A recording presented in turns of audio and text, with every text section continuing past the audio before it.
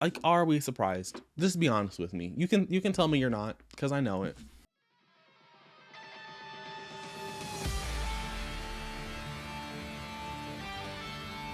What is up, booktube? It is Monty, and today I am back again once again with another video. Today I am surrounded by the 59 books that I own on these shelves that I have not read. So I thought that I would go over them kind of like because I'm not going to make a 22 to read in 2022. I'm not doing the 12 and 12 challenge because I bombed and failed that last year.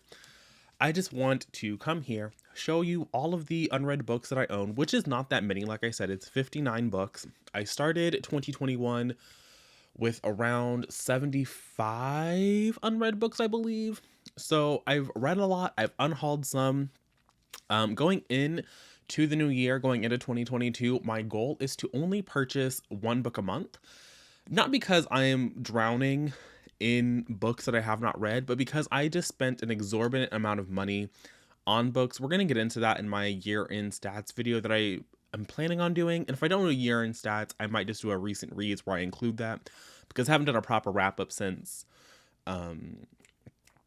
September, honestly, because I skipped October because it was all in the Choose Your Own Adventure. So whenever my last wrap up of the year is, or 2021 stats video, that's where I'll get into it. But I spent an exorbitant amount of money and I don't want to do that again. So I get one book a month. If I don't buy anything in a month, that, you know, that number rolls over. So at most I will be buying 12 books next year, just to sort of, you know, penny pinch a little, save where I can. And so me and my library are going to be best friends. Me and these 59 books are going to be best friends. And hopefully going into 2023, I'll be in a place where I can restock, reshelve, because I don't like unhauling unread books, but I really don't mind parting with books once I've read them. And I think that once most of my books have been read, like once I'm in a position where both of these shelves are fully read, I'll be in a better place to like actually do a proper deep unhaul that like my soul has been kind of craving. But with all that stuff out of the way, I'm just gonna go through this, not in any particular order. I thought about trying to do it in some kind of structured way, and I don't think that's really the best of all worlds. Some of these books I know more about than others. Some of them I know nothing about, and so we're just gonna kind of experience this together, I think. First book up is Save the Date by Morgan Matson. I purchased this in 2020 when I joined the Books A Million membership situation, because they give you like a little $10 coupon, and this was on sale for less than $10, so I bought it. I knew it was a booktube oldie. I knew it was a favorite of the past. And I honestly know nothing about this, so this is probably a book I shouldn't have purchased, but we're here now. Next, I have Love from A to Z, a novel by S.K. Ali. I think this is like an airport romance between two Muslim characters. I think there's chronic illness representation in this. K-Pop Confidential by Stephen Lee. This has to deal with K-pop. I thought it would be messy. It was on my wish list and somebody bought it for me last year. So, it might have been this year. I can't remember, but I know this was from a subscriber. I do plan on getting to this in the new year. It might be a choices pick. I might just read it because it's short. I don't know. Next is The Gilded Ones by Namina Forna. This is I believe the Illumin Crate Arc edition of the book. I know nothing about this either. This was a Christmas present from Melanie, and maybe I'll read this someday. Maybe I won't. I believe it's young adult fantasy. I literally know nothing. Next is More Happy Than Not by Adam Silvera. I bought this before I had continued reading Adam Silvera's backlist. Next is An Arc of All My Rage by Saba Tahir. I believe this is set in two timelines, or at least in two locations. One timeline is in the Mojave Desert, where we follow these siblings whose parents run a motel, and the other timeline or storyline is in Pakistan, and we might be following their parents. We might be following something else. When I read the description of this, when I asked for the arc, I was intrigued, and I'm still intrigued, so I will be reading this before it comes out in March. Next is The Black Veins by Aisha Monet. I bought this last year. This is one of, I think, two. When I made a video, I think I bought like 12 books by Black authors, and this is one of the only ones that I have left that I have not read. This is an urban fantasy, I believe, where there's a found family dynamic. I don't know. This is supposed to be the first in a series, I believe. But by Aisha Monet's tweets, I don't think this series is ever going to pick up and continue. Also, this is like the ugly cover because it had an anniversary edition cover that is much prettier. So I'm nervous to read this, but I'm also a little bit excited. So maybe I'll get to this someday. Maybe I won't.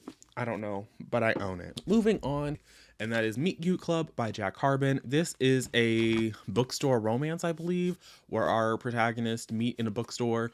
One of them runs a book club and reads romance, and the other like kind of teases him for it. And then I think they like bond, and like he comes to the book club. Something happens in this book club, I believe. So next is another book that I bought during that 12 books by 12 Black authors video, and this is American Spy by Lauren Wilkinson. This is a action adventure novel. I say action adventure. I don't really know how much actioning and adventuring is going to go on here, but it's set during the Cold War, I believe, and we follow a black spy. I think she works for the CIA, FBI. She's an intelligence officer with the FBI in 1986, the heart of the Cold War. That's all I know. It's rather short. I've heard good things about Lauren Wilkinson, so we're going to see how I get along with that. Next are two books that I desperately want to unhaul, but I haven't. The first is Malice by John Gwynne. Last year in the year 2020, Miss Monet from Life is Monet asked me to help her soft launch this book club. And as you can tell, that book club has never launched. We are still waiting on the tarmac. But I bought this because this is going to be the first book. Since then, Aaron from Booked and Busy has read and raved about this. So that's kind of the only reason it's sitting on my shelf still. Am I ever going to get to it? Probably not. It's rather chunky, and apparently there's 3 million perspectives. So both of those things have put me off of reading this. It is your standard, like, good versus evil, but the characters themselves don't know which is the scion of evil and which is the scion of good. I believe both characters that have been prophesized believe they are the good character, and as the series goes on, you kind of get the real clues as to who is who. Next is a book that was also sent to me by a subscriber that was on my wish list because of Miss Monet from Life is Monet. Because as you will recall, last year in the year of our Lord 2020, Miss Monet was going hard for this little book right here, Legacy of Ash. This is a massive fantasy that I honestly know nothing about. I just heard Monet going hard about it, and I said, I want to be a fantasy girly. Let me get on the ground floor opportunity. And since then, I believe she has DNF'd the second book, and the third book is just sitting on her shelf unread. And I think Aaron, who was also in a Legacy of Ash live video, only read 400 pages before she called it quits. So Legacy of Ash should be on my unhaul shelf, but I'm going to give it a go because it was sent to me by a subscriber.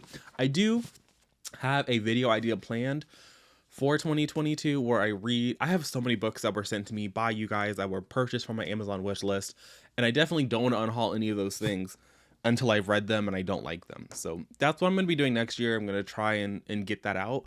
So maybe at that point, Miss Legacy of Ash will make the cut.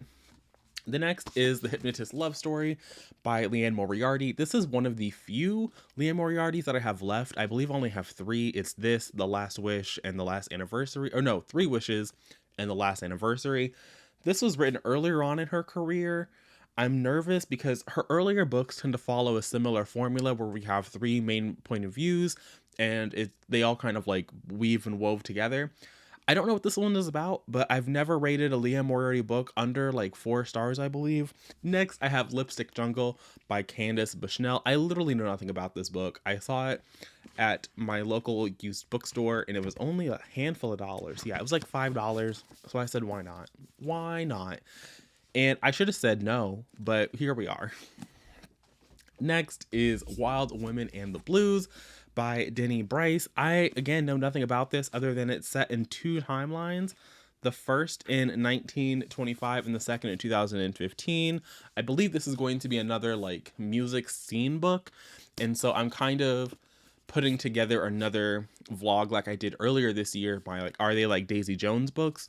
Where I read a bunch of like contemporary historical fiction that was centered around the music scene, and there's a handful of books coming out next year and a couple that I didn't get to this year that I think I'm going to try and put into a themed vlog.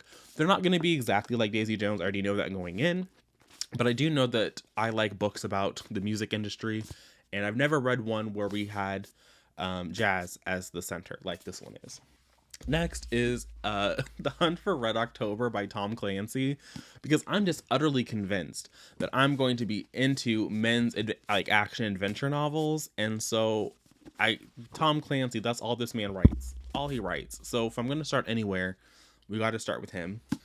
Next is Last Tong Standing by Lauren He, and I don't know, I saw it at Barnes & Noble and I said yes. This cover, the vibes here, we're following a wealthy Asian family, there's mess in the family.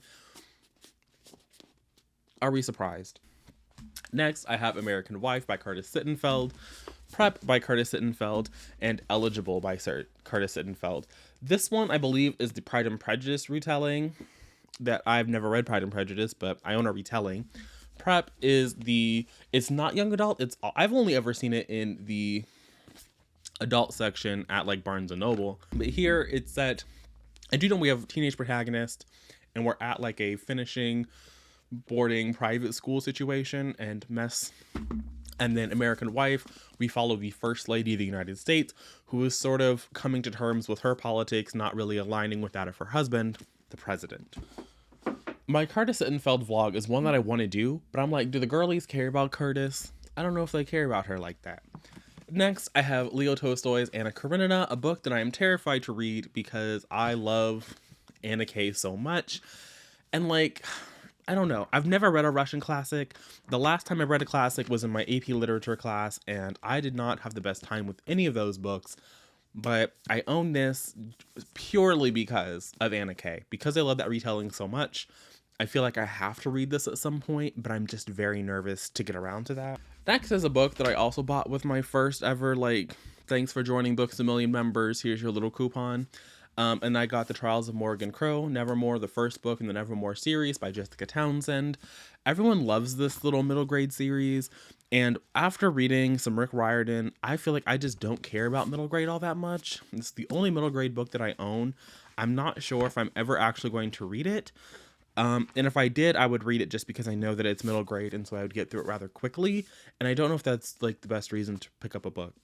Next, I have An Arc of Truth of the Divine by Lindsay Ellis. I asked for this. They sent it to me like 2 days before the book came out. So this is the sequel to Axiom's End, a book that is a first contact with aliens story where aliens arrive on Earth and then the world doesn't end, and like what happens when that happens. And the first book was weird. I didn't quite know what I was getting myself into, but I am excited to read the follow-up and hopefully enjoy this one a little bit more. And that was the last of the paperback proof copies that I have. Everything else is going to be hardcover, so here we are.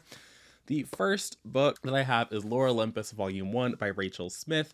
I was reading this on Webtoon. I know you can read this on Webtoon for free, but I'm just horrible about keeping up with that kind of a thing. And so these lovely new physical editions I love it. And it was part of the Barnes & Noble hardback sale, so I was able to snag this for a little bit cheaper than it is normally. Next, I have Like a Love Song by Abdi Nazemian. This is what is the word I'm looking for? Historical fiction set during the 1980s, where we follow I think we do have three perspectives, where we're set in the 1980s New York, where we follow the AIDS epidemic and three teenage protagonists as they go through life and their struggles. I think that there are a couple of these that I'm hauling here that I have my eye on for choices picks. So if you see a choices announcement video and you see some of these in there, don't be surprised.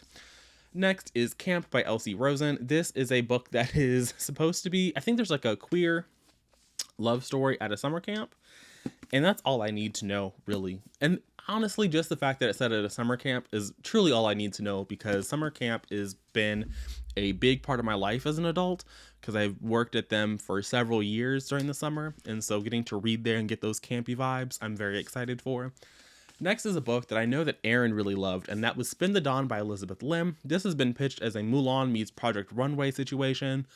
I don't know if that's accurate. I don't know if that's true, but I own it. I've owned it for years, and maybe this will be the year that I finally pick it up and read it. This is a book that I also kind of want to unhaul, because This was a book that was sent to me by Penguin, Four Dead Queens by Astrid Schulte. They sent this to me when this book was up for a Goodreads Choice Award, and it arrived after this book had already been eliminated from the voting pool. So this isn't like really a book that I have a super ton of interest in.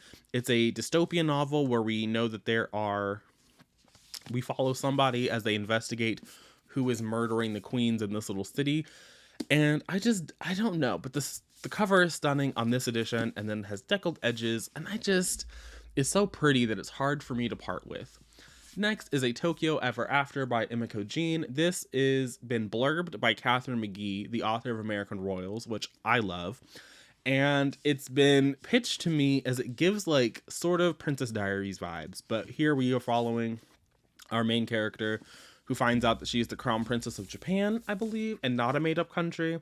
Yes, Japanese American. Yeah, Japan. So, I don't know. I want to read it. It might be a choices pick. I think this cover is stunning. I think this little, like the paper art vibes that they did is great. I love that. And I think that more covers could do that style. They could take that. Next is So Many Beginnings by Bethany C. Morrow, their Little Women remix.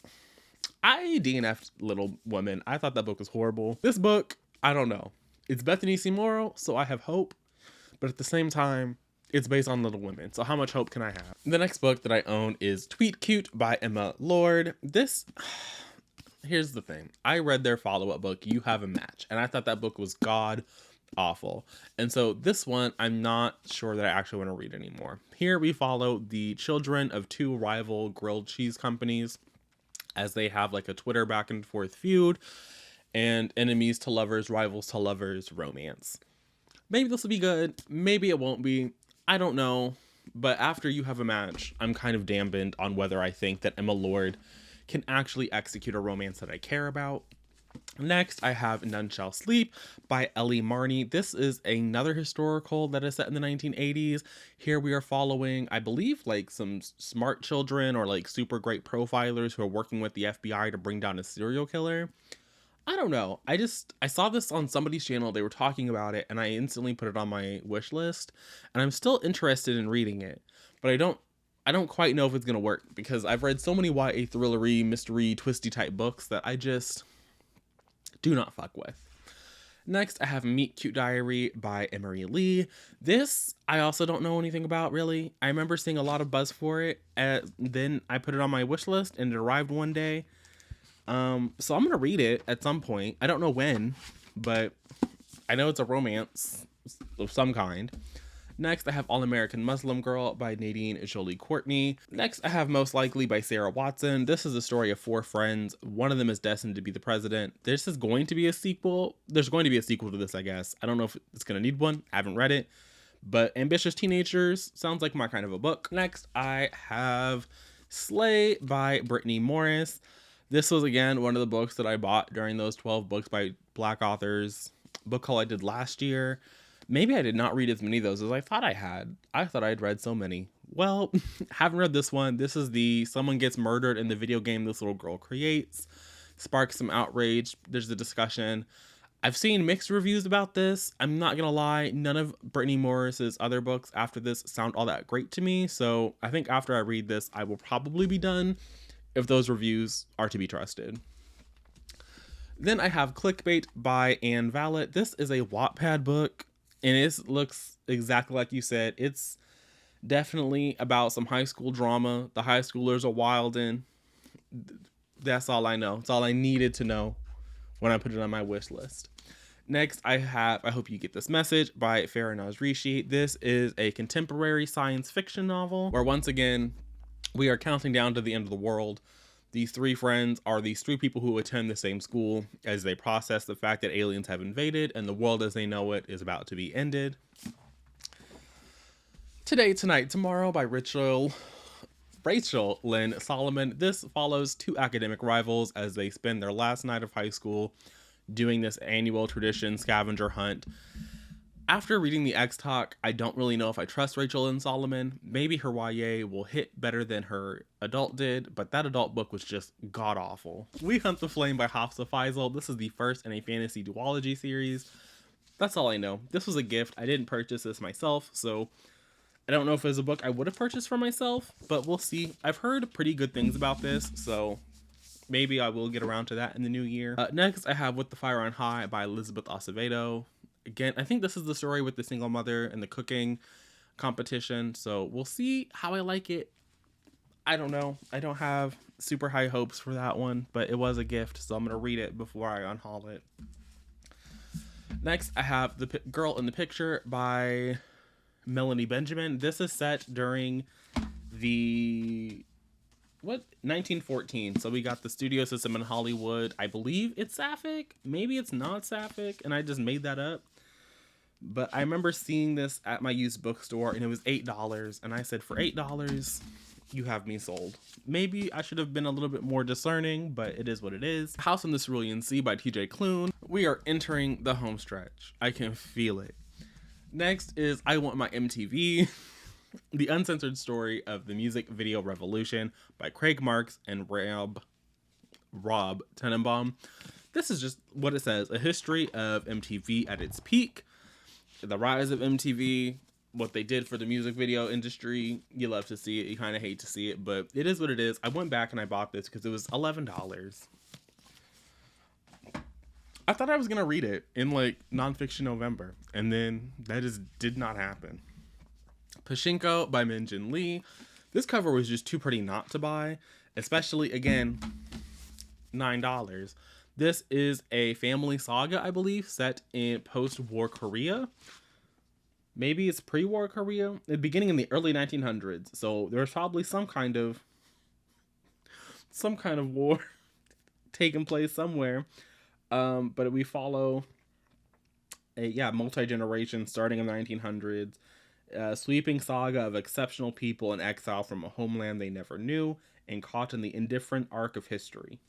Next is Mrs., another book I bought at my local bookstore because it was $10 and it sounded like it was going to be one of my messy rich people books, so I bought it. The Entertainment Weekly said this could be the next Big Little Lies. I don't think that had anything to do with why I purchased it, but that's what the book says. I'm gonna hold it up. We're gonna acknowledge that I own this book, and we're gonna acknowledge that I'm probably actually never gonna read this book, and it's just gonna haunt me. And that is Midnight Sun by Stephanie Meyer. Blowout by Rachel Maddow. This is a nonfiction book about a corrupted democracy, rogue state Russia, and the richest, most destructive industry on Earth. I've started this audiobook at least twice, and I've never finished it, but I wanted to own it. And for $10, I said, sure, let me purchase. The next book was kind of big on BookTube a while back, and again, for $10, I said, sure, I'll buy Say Nothing, A True Story of Murder and Memory in Northern Ireland by Patrick Radden Keefe. I tried the audio for this, and the man had an Irish accent, which makes sense because it's a book about Northern Ireland, but I said I cannot listen to no Irish accent sped up, so let me get a physical. Next is a book that I also had no business buying. For $8, I bought Blonde, a novel by Joyce Carol Oates. I believe this is one of the first books that I purchased in the year of 2021. This is a sort of fictionalized account of Marilyn Monroe's life. One Fifth Avenue by Candace Bushnell. Again, I know nothing about this book. I read the synopsis when I bought the paperback that I have since unhauled because I prefer hardcovers, and so now I have it in hardcover. Let me find Lipstick Jungle in hardcover, and I'll be replacing that one too. Next, I have 50 Words for Rain by Aisha Lemme, and this was a book that, again, I bought at the beginning of the year. I want to say maybe in February. This follows a biracial black woman in Japan, I believe post-World War II. A child of a married Japanese aristocrat and her African-American GI lover. Yes, I believe this is set in post-World War II. Aaron and I are allegedly going to buddy read this in the month of February, but don't hold us to that because we don't buddy read well all the time. Next, I have The Late Show by Michael Connelly. This is on my most recent book haul, so I'm just gonna let you guys go there for the synopsis, but it's essentially a detective mystery, like a detective story. I kind of want to get more into those in 2022 and read more like crime procedurals because I love those kinds of shows so much that maybe I would like the books. Next, I have All the Days Past, All the Days to Come by Mildred D. Taylor. Mildred D. Taylor wrote some of my favorite middle grade that I read, Roll of Thunder, Hear My Cry, and this is a continuation of that storyline. We are still following the Logan family. I think that she writes some of the best. There was another book in that. I think I used to say that I read Let the Circle Be Unbroken, but I don't think that's the one I actually read. I think I read the one before that, and then I read the one where it was her white passing grandfather or like great grandfather, his book, like the first book in the family saga. And this is again the most recent one where our protagonist from Roll of Thunder, Hear My Cry, Cassie Logan, is all grown up, and so I want to read about her being all grown up. I don't think you have to read all of the books. I'm sure if I had read all of the books, it would make more sense, or it would do something, but I do want to read this next year, so hopefully I will. The next two are sort of these are my biggest regrets in life, almost, and that is From Blood and Ash and Kingdom of Flesh and Fire. I really thought that I was going to purchase these and like speed run through them, and that just did not materialize, and now I own them, and they were so expensive that I just refused to unhaul them before reading. But I also have very little desire to read them. But it's a fantasy romance. I think there are vampires. It is what it is. Home stretch here. Startup by Doris Shafir. I think so.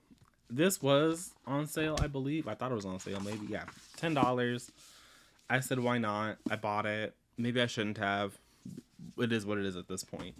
And the last 3 books on my TBR contains one of the books that I have looked. I don't think I've looked for these books. When like everyone I think has like their unicorn book, right? Like they have books that they are just dying to own. And for some reason, I have been obsessed with owning this series in hardback for as long as I can remember. And when I say as long as I can remember, I really mean like 2012. So let's get rid of that bookmark because I'm not going to pick up there. The first book, Fall of Giants. The second book, Winter of the World. And the third book, Edge of Eternity. Edge of Eternity is really the unicorn. Edge of Eternity I have never seen in hardback. It is impossible to fucking find. And I got all of these, obviously secondhand. But this is a trilogy of books set at the beginning of the 1900s. We follow the entire century up into Edge of Eternity, which takes us to at least 1961. We get the space race. So we go from World War I through World War II up into the Cold War. I'm going to be so deep in my little Ken Follett bag. I am so excited. I don't think I will hate. If I read a bad book in 2022, it is going to be this, like these. It's going to be these, because I would be so disappointed that nothing else could top how disappointed I would be if I hated this series. So, with that said, I am finally done. It has been 35 minutes of me talking and trying to speed run through these books and give you some sort of insight into the books that I own, kind of a glimpse into the content that I will be making in the new year, because between this and my library, that's it. That's what I'm working with. My library is very good though. They are very good to me. They be purchasing books left and right for me. So love that for them. Support your local library if that's something you can do. But with that said, I'm going to say drop this emoji in the comment section below. I'll see you guys again soon with another video. But until then, and until next time, bye.